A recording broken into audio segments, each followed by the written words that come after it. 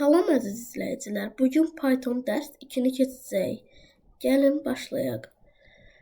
Pythonda bizə bir mühit lazımdır. Mühitlər PyCharm, Visual Studio Code kimi bir və sair mühitlər vardır. Biz bugün Visual Studio Code'dan işləyəcəyik. Visual Studio Code necə yüklənir? Gəlin baxaq.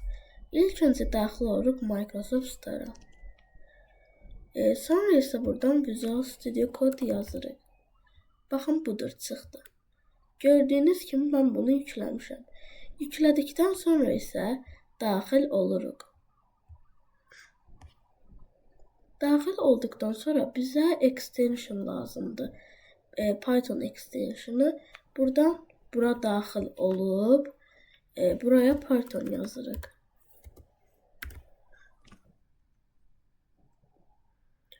Bəli, gördüyünüz kimi bunu yükləyirik. Mən indi yükləmişəm.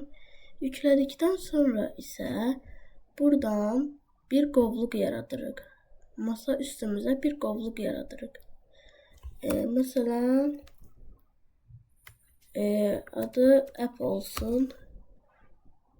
Sonra isə Visual Studio Code'a daxil olub, buradan yeni bir fayl başlayalım, yeni bir qovluğu açırıq. Bəli, burada qovluq açıldı. Burada qovluq açıldı. Sonra isə buradan yeni bir fayl yaradırıq. İstədiyimiz bir adı qoya bilərik.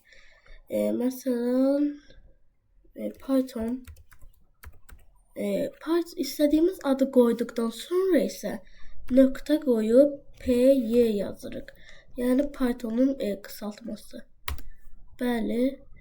İndi burada yaratdıqdan sonra isə biz ilk kodumuzu yazaq. Print hello world. İndi isə baxın. Bu düymə run Python file, yəni Python faylını işlətməyə kömək eləyir.